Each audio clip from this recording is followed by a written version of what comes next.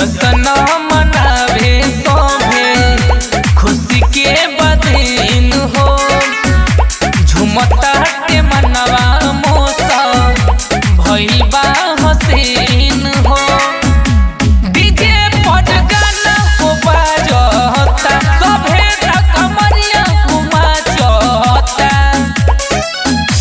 देते दुहाई सब कर मनवा खिलाता।